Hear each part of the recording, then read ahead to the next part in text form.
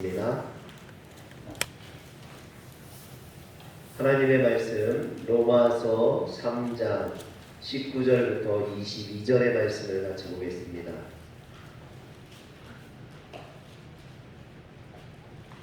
제가 갖고 있는 성경은 신약 성경 243면에 나와 있습니다.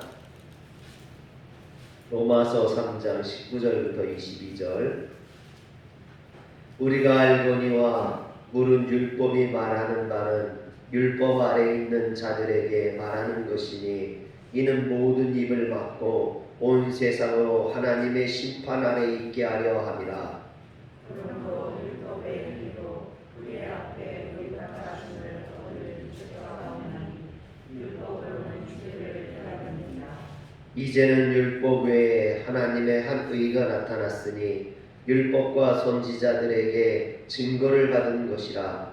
곧 예수 그리스도를 믿음으로 말미암아 모든 믿는 자에게 지은 하나님의 은혜이 자들에게 있느니라. 아멘. 말씀을 전할 때만 잠깐 마스크를 벗도록 하겠습니다.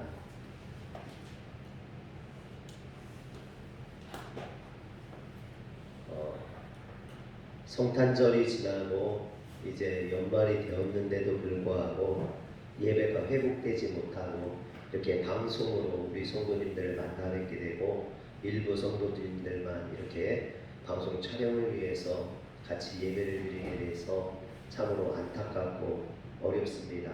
그렇다 할지라도 우리의 신앙, 우리의 믿음을 잘 지키시고 하나님을 만나시길 주의 이름으로 축원합니다. 우리가 오늘 읽은 말씀 중에는 번역상에 큰 오류가 하나 있습니다. 우리가 가지고 있는 성경에는 로마서 3장 21절 말씀이 이제는 율법 외에 하나님의 한 의가 나타났으니 율법과 선지자들에게 증거를 받은 것이라 이렇게 되어 있습니다. 그러나 원문에 보면 21절이 어떻게 시작하냐면 뉘니 대 이렇게 시작해요. 뉘니라는 것은 이제는 이라는 뜻이고 대라는 것은 그러나 라는 뜻입니다. 그래서 21절에 본래 원문으로 보면 그러나 이제는 율법 외에 하나님의 한 의가 나타났으니 이렇게 해석해야 맞습니다. 그런데 오늘 우리 말씀에 보면 그러나라는 접속사가 빠져 있죠. 여러분 그러나라는 것은 앞의 내용과 뒤의 내용이 다를 때 또는 앞의 내용과 뒤의 내용이 상반될 때 쓰는 접속사입니다. 그래서 그러나를 쓸 때는 앞의 내용과 뒤의 내용이 완전히 구분되고 달라지게 되죠. 그런데 그러나라는 접속사 하나 빠졌다고 의미가 바뀌는 것도 아닌데 번역상에 큰 문제가 있다고 말하는 것은 좀 과한 것 아닌가 그렇게 생각하실지도 모르겠습니다. 그러나 이는 로마서의 구조를 모르기 때문에 하는 말입니다. 로마서 5장까지 1장에서 5장까지의 말씀은 크게 두 부분으로 나누어 볼 수 있습니다. 1장 18절에서 3장 20절까지 말씀은 전반부로 타락으로 인해 심판을 피할 수 없는 비참한 인간의 현실을 이야기하고 있습니다. 그에 반해서 3장 21절부터 5장 21절까지는 후반부로 이런 비참한 인생을 불쌍히 여기시는 하나님의 은혜와 구원 사역에 대해서 말씀하고 있습니다.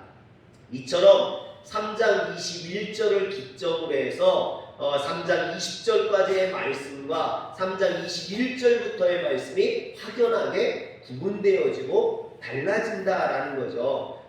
그러나를 통해서 이렇게 달라지는 겁니다. 이전의 삶과 이후의 삶이 완전히 구분되어지고 나누어지게 되죠. 그래서 어떤 신학자들은 이 로마서 21장 21절에 3장 21절에 3장 21절 이전의 말씀들을 이전의 삶 BC라고 이야기합니다. 여러분 BC가 뭡니까? Before Christ.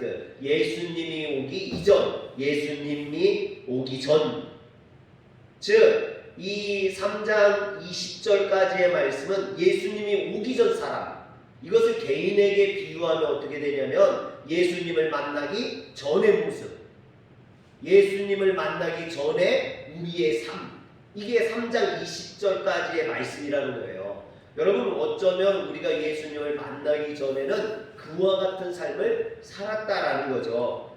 그런데 이 3장 21절 그러나 이후의 삶, 그러나 이후의 말씀들은 AD라고 부릅니다. AD가 뭡니까? 바로 도미니. 예수님이 오시고 난 후, 예수님을 만나고 난 이후의 삶을 이야기하는 거죠. 여러분, 이것이 개인적으로 보면 우리가 예수님을 만나고 우리의 가치관이 변화되고 우리의 삶이 달라지고 우리의 인생이 달라지는 것을 이야기하는 겁니다. 이처럼 신학자들은 이 그러나를 굉장히 중요하게 여기는 거예요. 그러나 이전의 삶은 BC로, 예수님을 만나기 이전의 삶으로, 그리고 그러나 이후의 삶은 예수님을 만나고 난 이후의 삶으로 이야기할 정도로 이렇게 중요하다라는 것입니다.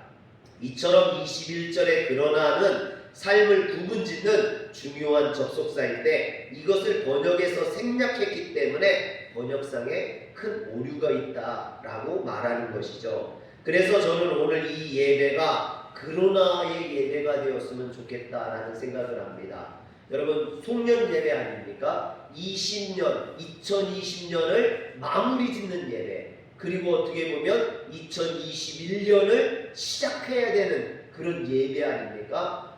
2020년과 2021년을 구분짓고 나눌 수 있는 예배라는 거죠. 이 예배를 통해서 우리의 인생이 BC의 예배에서 AB의 예배로, 예수님을 만나기 이전의 예배에서 예수님을 만나고 난 이후의 예배로 바뀌어지길 주의 이름으로 축원합니다. 그런 의미에서 오늘 이 예배가 그러나의 예배가 되었으면 좋겠다라는 것입니다. 2020년은 코로나로 인해서 어둡고 힘들고 아무것도 할 수 없는 절망의 시간이었습니다. 그러나 오늘 이 예배 이후에 2021년은 주님을 영접함으로 코로나 사태가 종식되고 일상이 회복되고 소망과 기쁨의 날이 넘치는 그런 소망의 2021년이 되시길 주의 이름으로 축원합니다. 그런데 오늘 본문에서 바울이 그러나를 기준으로 그 이전을 보면 주님을 만나기 이전, 즉 BC의 삶을 사는 사람들이 그 절망 속에서 자기들 나름대로 구원받기 위해서 노력해야 하는, 그들이 해법을 강구하는 그런 모습들을 보게 됩니다. 그 해법이라는 게 뭐냐? 자신들을 구원하기 위한 방법이 뭐냐? 그것이 바로 율법이라는 거예요. 율법을 통해서 자신들이 구원받고자 노력했다라는 거죠. 그래서 오늘 말씀 로마서 3장 19절과 20절 말씀을 보면 우리가 알거니와 물은 율법이 말하는 말은 율법 아래 있는 자들에게 말하는 것이니 이는 모든 입을 막고 온 세상으로 하나님의 심판 아래 있게 하려 함이라. 그러므로 율법의 행위로 그의 앞에 의롭다 하심을 얻은 육체가 없나니 율법으로는 죄를 깨달음이니라. 여러분, 여기에 보면 율법이라는 말이 무려 4번이나 반복되어 나오는 것을 보게 됩니다. 즉 예수 그리스도를 만나기 이전의 삶은 한마디로 율법 아래에 있는 삶이라는 것입니다. 그리고 이때 사람들은 율법의 요구를 만족시키지 못하므로 결국 심판 아래 놓이게 된다라는 것이죠. 그러면 여기서 율법이 무엇입니까? 여러분, 율법이 뭐예요? 율법은 하나님이 이스라엘 백성들에게 주신 십계명입니다. 본래 율법은 십계명이에요. 하나님이 이스라엘 백성들에게 시내산에서 주신 그것입니다. 그런데 유대인들은 이 십계명을 잘 지키기 위해서 거기에 세부 항목들을 만들었어요. 그 세부 항목들이 몇 개나 되냐면 613가지나 됩니다. 그래서 여기에서 지금 말하고 있는 율법, 바울이 말하고 있는 율법은 하나님이 주신 십계명을 이야기하는 게 아니라 유대인들이 자신들이 십계명을 잘 지키기 위해서 자신들이 만들어 놓은 그 613가지의 계명을 이야기하는 거예요. 이스라엘 백성들이 하나님이 주신 십계명을 잘 지키겠다고 자기네들이 613개의 계명을 만들어 놓고 율법을 지키는 게 아니라 그 613가지의 그 규례를 지키기 위해서 노력을 했다는 거죠. 매일같이 그 613가지를 지키려고 하니까 얼마나 힘들겠습니까? 그걸 지키기 위해서 노력했고 그것을 율법을 지킨다라고 생각했던 겁니다. 여러분, 율법을 잘 지키려고 노력하는 것이 무슨 문제가 되겠습니까? 그러나 유대인들은 하나님께서 주신 그 율법을 지킨 것이 아니라 이처럼 자신들이 만들어 놓은 계명을 지킨 거죠. 또 하나님께서 율법을 주신 그 근본 정신은 잃어버린 채 단순히 자신들이 만들어 놓은 그 기준, 규례, 613가지의 규칙을 세부항목을 지키기 위해서 노력했다라는 것입니다. 그래서 율법의 613가지의 세부항목을 매일 지키려다 보니까 그것이 올무가 되어서 피곤해졌고 그것을 지키는 자들은 또 남들이 지키지 못하는 것을 나는 지키니까 그것으로 인해서 교만해지고 우월감에 빠지게 되었으며 또 그것을 지키지 못하는 사람들에 대해서는 율법을 지키지 못한다고 정죄하고 심판하는 그런 악한 도구가 되어버렸던 거죠. 여러분, 율법을 하나님이 주실 때는 좋은 의미로 주셨는데 그것을 지키면서 유대인들은 오히려 그것이 교만해지고 또 다른 사람을 정죄하는 그런 도구가 되어버리고 말았던 것입니다. 하나님이 우리에게 율법을 주셨을 때는 이러라고 율법을 주신 것이 아니었습니다. 그러면 하나님께서 율법을 주신 그 근본 정신과 목적은 무엇입니까? 출애굽기 20장에 보면 시내산에서 하나님께서 시내산에서 선민 언약 체결의 조건으로 이스라엘 백성들에게 율법을 주십니다. 즉 이것을 지키는 자가 내 백성이다, 선민이 될 것이다 라고 그 조건으로 주신 것이 율법이거든요. 십계명이거든요. 그래서 하나님께서는 이스라엘 백성들에게 하나님의 선민으로서의 삶을 사는 데 있어서 가장 기본적이고 핵심이 되는 그 행동 규범으로 십계명을 주신 것입니다. 그런데 하나님은 십계명을 주시면서 출애굽기 20장 6절에 보면 6절 보여주세요. 나를 사랑하고 내 계명을 지키는 자에게는 천대까지 은혜를 베푸느니라 그랬습니다. 여기서 나를 사랑하는 자, 선민이란 그런 거죠. 하나님의 백성은 하나님을 사랑하는 자, 또 그런 자들은 하나님의 계명을 지키는 자라는 뜻입니다. 선민이 다른 게 아니에요. 하나님을 사랑하는 자요, 하나님의 계명을 지키는 자라는 거죠. 그런데 여기에서 사랑하다라는 동사와 계명을 지키다라는 동사가 동급으로 되어 있어요. 여러분, 즉 하나님을 사랑하면 하나님의 계명을 지켜야 된다, 이런 뜻이겠죠. 하나님이 이스라엘 백성들에게 율법을 주신 것은 그것을 지키는 것이 하나님을 사랑하는 표현의 방식이 되기 때문입니다. 여러분, 이런 말씀들은요 예수님도 비슷한 말씀을 하셨어요. 요한복음 14장 15절에 보면 너희가 나를 사랑하면 나의 계명을 지키리라. 여기도 사랑하면 계명을 지킨다라고 했죠. 또 요한 1서 5장 3절에 보면 하나님을 사랑하는 것은 이것이니 우리가 그의 계명을 지키는 것이라. 그의 계명들은 무거운 것이 아니로다. 유대인들은 무겁게 613가지나 지키고 있는데 그것이 아니라는 거죠. 하나님의 계명을 하나님을 사랑하기 때문에 지키는 것이다 라는 겁니다. 여러분, 연애를 하게 되면 남자가 여자를 사랑하면 어떻게 됩니까? 만나러 갈 때 먼저 가서 기다리죠. 사랑하면 먼저 가서 기다리고, 사랑하면 같이 밥을 먹을 때도 남자가 돈을 내고 영화도 보여주고 밥도 사주고 그러는 거 아닙니까? 옷도 사주고 그리고 집에까지 데려다주고 바래다주고, 이런 것이 사랑하기 때문에 그런 거 아닙니까? 전혀 사랑들을 안 해보시는 분들이라 그럴 수도 있죠, 여러분. 근데 사랑하면 그렇게 돼요. 근데 어떤 여자가 남자하고 첫 만난 자리에서 그러는 거예요. 나하고 사귀고 싶으면 미리 와서 기다려야 되고, 밥을 먹으면 밥값을 내야 되고, 영화값도 내야 되고, 데이트가 끝나면 집에까지 바래다 주고, 그래야 내가 사귈 수 있다고. 여러분, 그러면 10명 중에 9명은 도망갈 거예요. 아유, 이런 여자하고 피곤해서 못 사귀겠다고 그럴 겁니다. 여러분, 사랑하면 자연스럽게 하는 건데 그것을 조건으로 만나자가면 그렇게 만날 사람이 없다라는 거죠.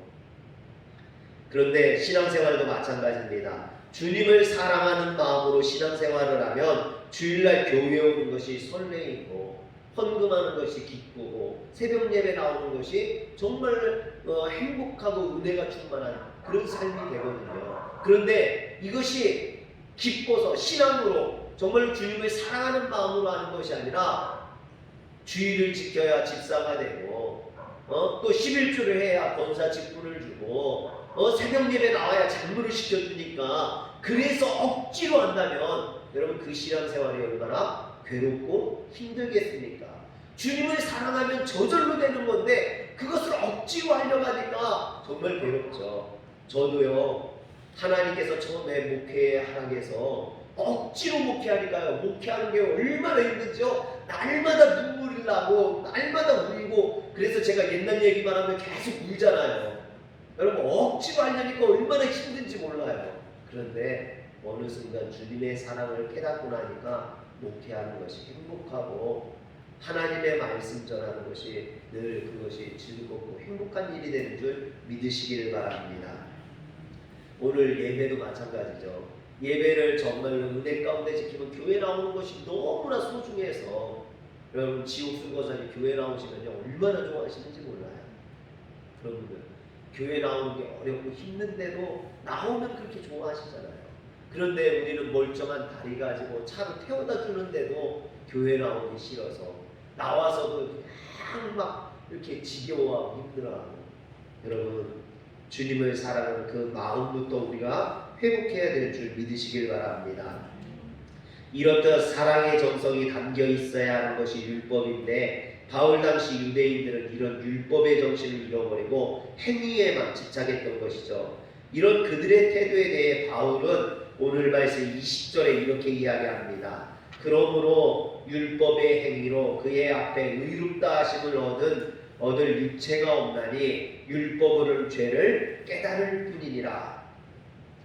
하나님을 사랑하지도 않고 하나님으로부터 공급받는 은혜도 없다 보니 율법으로는 나는 죄인이구나 라는 것을 깨닫는 그런 도구가 될 뿐이라는 겁니다. 뿐만 아니라 또 다른 사람들을 정죄하는 도구가 되기도 하죠. 어떤 남편이 자기 아내에게 이런 말을 했다고 그래요. 이제는 당신을 사랑하지 않지만 걱정하지 마. 변하는 것은 없어. 계속 내가 돈을 벌어다 주면서 당신과 함께 먹고 자고 차 타고 다니고 아이들의 아버지가 되어줄게. 모든 것은 이전과 똑같을 거야. 여전히 당신의 남편 노릇을 할 거야. 단지 나는 더 이상 당신을 사랑하지 않고 다른 여자를 사랑해. 여러분, 이런 말을 남편이 했다면 그 아내가 여러분 어땠을까요? 고마워. 그래도 나를 위해서 내 아이들의 아빠가 되어줘서 나한테 돈을 벌어다줘서 고마워. 그럴 여자가 있을까요? 아마 그렇지 않을 겁니다. 나를 사랑하지 않고 다른 여자를 사랑한다는데 여러분 정말 살고 싶지 않겠죠. 그런데 마찬가지로 어떤 성도가 목회자를 찾아와서 목사님, 내가 되도록이면 이 교회 다니고 헌금도 할 테니까 걱정하지 마세요. 단 저에게 믿음이나 신앙을 요구하지 마세요. 하나님을 사랑하라고도 하지 말고 저에게 그 어떤 것도 기대하지 마세요. 여러분, 이렇게 말했다고 생각해 보세요. 여러분, 그것이 올바른 신앙이겠습니까? 그렇지 않죠. 여러분, 그런데 이것이 오늘 21절에 그러나 이전의 성도의 모습, 예수님을 온전히 만나기 이전의 성도의 모습은 이렇다라는 거예요. 율법에 매여 사는 성도의 모습. 사랑하는 성도 여러분, 우리의 신앙이 깊어질수록 조금씩 나아져야 되지 않겠습니까? 그래서 2019년보다는 2020년이 더 좋아져야 되고 또 2020년보다는 2021년이 더 좋아져야 됩니다. 그런데 PC에만 머무는 사람들은 조금도 나아지지 않고 오히려 뒷걸음질 치며 목사님 새해에도 저에게 기대하지 마세요 그런다면 이것은 분명히 잘못된 신앙이라는 것입니다. 여러분, BC에 머물러 사는 것이 결코 좋은 신앙이 아닙니다. 오늘 우리는 21절에 그러나를 넘어서 AD에 사는, 정말로 주님을 만나고 난 이후의 삶을 사는 성도들이 되시길 주의 이름으로 축원합니다. 그래서 바울은 21절에 나오는 그러나라는 접속사를 가지고 로마 교인들뿐만 아니라 오늘 우리에게도 중요한 대안을 제시합니다. 21절과 22절에 보면 이제는 율법 외에 하나님의 한 의가 나타났으니 율법과 선지자들에게 증거를 받은 것이라 곧 예수 그리스도를 믿음으로 말미암아 모든 믿는 자에게 미치는 하나님의 의인이 차별이 없느니라 했습니다. 이 말씀은 앞으로 바울이 전하게 될 말씀이 어떠한 말씀인지를 요약해 놓은 그런 말씀입니다. 이것을 한마디로 말하면 이제 더 이상 21절 이전에 율법에 머무르지 않고 그러나 라는 접속사를 타고 예수 그리스도를 믿는 믿음으로 율법을 넘어 은혜의 자리로 나아가야 됨을 이야기하는 것입니다. 그래서 24절에도 보면 그리스도 예수 안에 있는 속량으로 말미암아 하나님의 은혜로 값없이 의롭다 하심을 얻은 자 되었느니라 라고 말합니다. 신앙생활을 오랫동안 했지만 아직도 BC, 즉 예수님 만나기 이전의 삶을 사는 성도들이 많이 있습니다. 교회는 다니면서도 하나님의 영향을 받지 않은 채 살아가는 성도들이 있습니다. 행위로 613가지의 율법을 다 지키지만 마음을 들이지 못하는 성도들이 있습니다. 그러나 하나님은 이런 성도들의 신앙을 기뻐하지 않는다라는 것입니다. 그런데 여기서 한 가지 짚고 넘어가야 될 중요한 사실이 있습니다. 이런 권면을 하고 있는 바울도 유대인이었었고 바리새인이었다라는 거죠.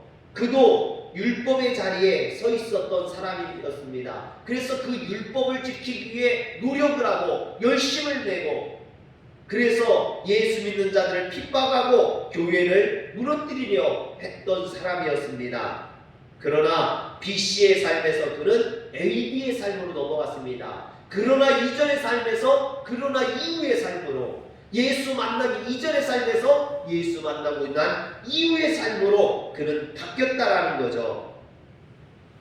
지금은 다른 사람들에게도 자신이 깨달은 그 복음을 전하며 그들도 자신과 같이 변화된 삶을 살기를 강력하게 권면하는 이런 성도가 되었다라는 겁니다. 그러면 어떻게 바울은 이렇게 변화가 되었느냐라는 것입니다.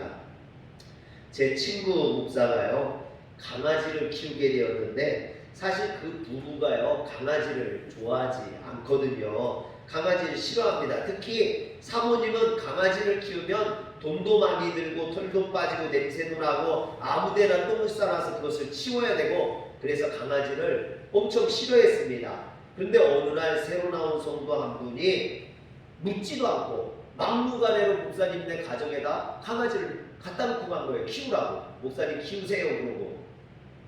여러분 그랬으니 목사님이 이 가져다 준 성의도 있는데 우리는 강아지를 안 좋아하니 가져가세요. 그럼 가져가세요. 그럴 수도 없고 더군다나 새로 나온 성도나 잘못하면 또 상처받았다고 교회 안 나오면 어떻게 해요. 여러분 그래서 말도 못하고 어쩔 수 없이 이 강아지를 떠안게 된 겁니다. 그런데 강아지를 이렇게 뭐 한 일주일, 2주 키우다 보니까요, 이 강아지한테 정이 드는 거예요. 또 강아지가 막 애교를 부리고 막 이러니까 이게 이뻐진 거예요. 강아지를 좋아하게 된 겁니다. 그래서 그 강아지를 준 성도에게 강아지를 줘서 고맙다고, 강아지가 너무 사랑스럽다고 그랬어요. 그랬더니 그 성도가 하는 말이 네, 그럴 줄 알았습니다. 사실 저도 강아지를 싫어했는데 제가 경험해 보니까 그게 아니더라고요. 목사님도 강아지를 안 좋아하는 걸 알았는데 강아지하고 하룻밤만 지내보면 그 강아지를 좋아하게 될 줄 알았습니다. 그런 거예요. 여러분 더 웃긴 것은요. 그 털 날리고 똥 치우고 뭐 냄새나고 그래서 싫어했던 그 사모님이요. 강아지를 엄청 좋아해가지고 강아지를 매일 목욕시키고 뽀뽀도 하고 잘 때도 껴안고 자고 그래서요 친구 목사가 요즘 강아지한테 자기 마누라를 빼앗겼다고 여러분 질투가 난다고 강아지를 질투하고 있다고 그래요. 여러분 저는 이 이야기를 들으면서 하룻밤만 데리고 자면 그 생각이 달라질 것이라고 확신했던 그 성도의 경험적인 지식에 대한 확신에 놀랍습니다. 여러분 이런 경험을 통해서 아는 확신, 이것은 정말 대단한 능력을 가진다라는 거죠.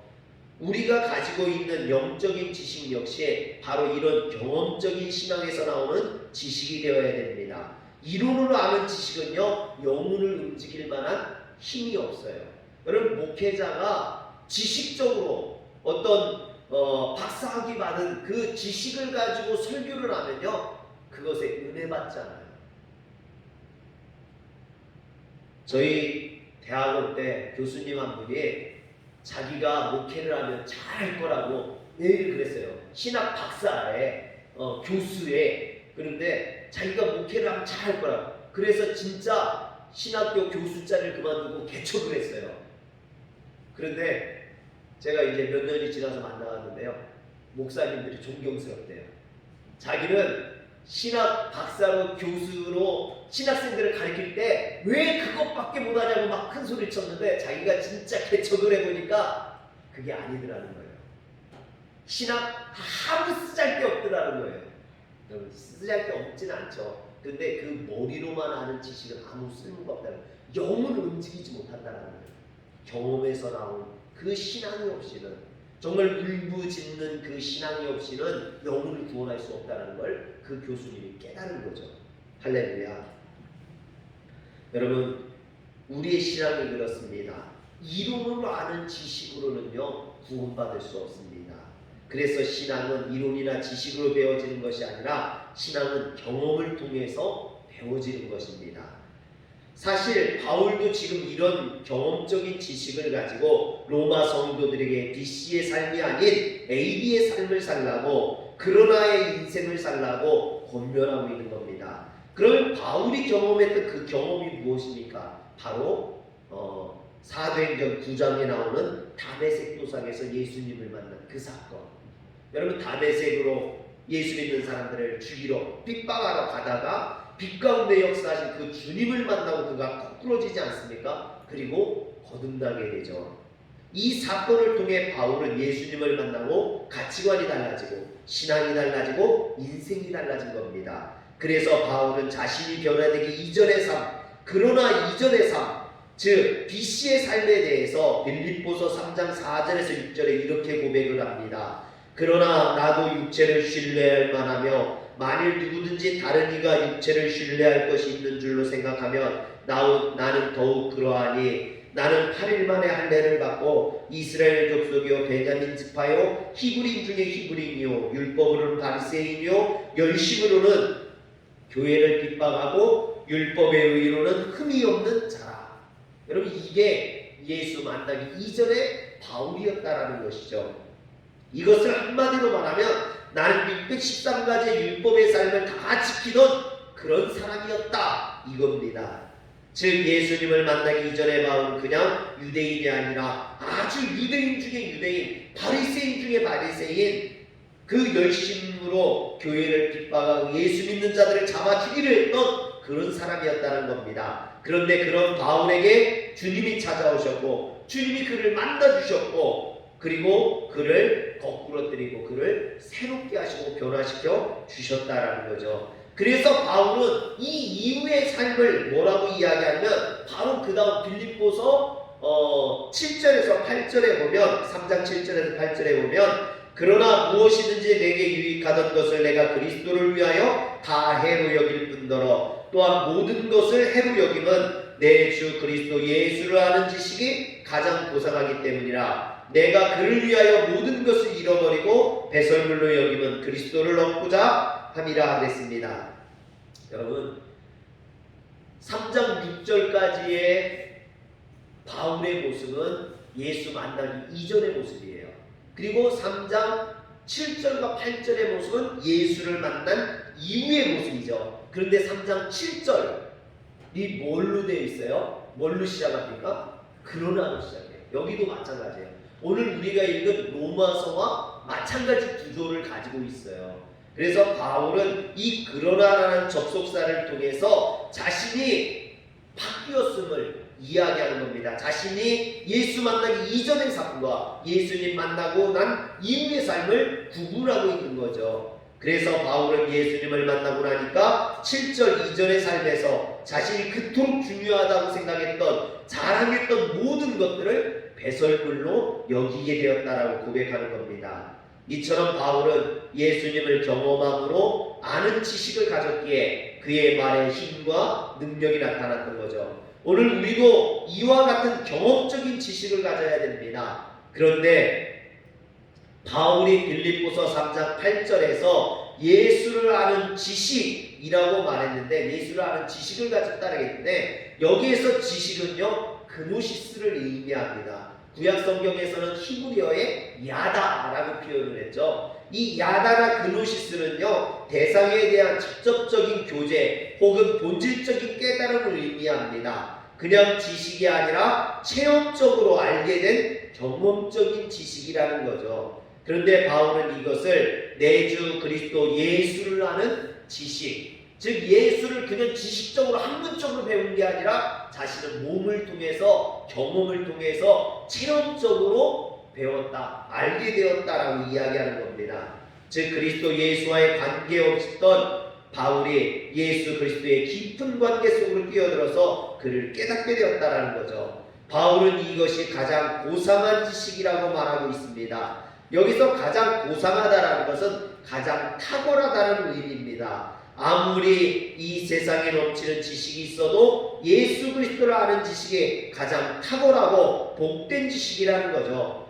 여러분, 이런 바울의 마음, 예수를 알고 나니까 이 세상의 모든 것들이 헛되었는데 예수만이 최고라는, 예수만이 제일이라는, 예수만이 탁월하다는 이런 바울의 마음이 바로 오늘 우리가 부른 찬송가 94장에 주 예수보다도 귀한 것은 없네, 이런 찬양 아닙니까? 주 예수보다도 귀한 것은 없네, 이 세상 부귀와 바꿀 수 없네, 영증을 내내신 돌아가신 그 놀라운 사랑 잊지 못해, 세상 즐거움 다 버리고 세상 자랑 다 버렸네, 주 예수보다도 귀한 것은 없네, 예수밖에는 없네. 할렐루야. 여러분, 밤에 그렇게 아름답게 빛나던 별들도 태양이 뜨면 다 사라져 버립니다. 태양 앞에서는 꼬리를 감추고 숨을 수밖에 없습니다. 이처럼 내주 그리스도 예수를 아는 지식 앞에서 세상의 지식들은 다 빛을 잃게 되는 것입니다. 왜냐하면 그것들은 진리가 아닌, 바울이 말했던 것처럼 배설물에 불과하기 때문이죠. 오직 예수를 아는 지식만이 참된 지식이요 진리인 줄 믿으시길 바랍니다. 바울은 이것을 깨닫게 되자 그의 인생이 BC의 인생, 그러나 이전의 인생에서, 주님을 알기 이전의 인생에서 AD의 인생, 그러나 이후의 인생, 주님을 만나고 난 후의 인생이 되었다라는 것입니다. 사랑하는 성도 여러분, 2020년을 보내면서 오늘 우리가 해야 될 일은 바로 이것입니다. 바울이 주님을 만났듯이 오늘 이곳이 다메섹 도상이 되어서 우리가 주님을 만나야 됩니다. 이 예배가 그러나의 예배가 되어야 됩니다. 내 인생의 분기점이 될 수 있는, 예수님 알기 이전의 삶을 다 버리고 예수님을 만나고 나는 변화된 삶으로 나아가는 예배, 그러나의 예배가 되어야 될 줄 믿으시길 바랍니다. 오직 주님만을 아는 지식이 참된 진림을 깨달아야 됩니다. 그래야 참된 그러나의 인생이 될 수 있습니다. 다가오는 2021년이 AD의 인생, 그러나 이후의 인생, 소망과 기쁨이 넘치는 새로운 날이 되시길 주의 이름으로 축원합니다. 기도하겠습니다.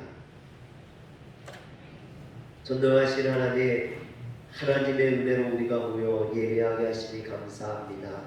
이 마지막 2020년 마지막 예배를 통해서 우리의 인생이 바뀌게 하시고 우리의 삶이 달라지게 하시고 정말로 주님을 만나고 난 이후의 인생으로 변화되게 하여 주시옵소서.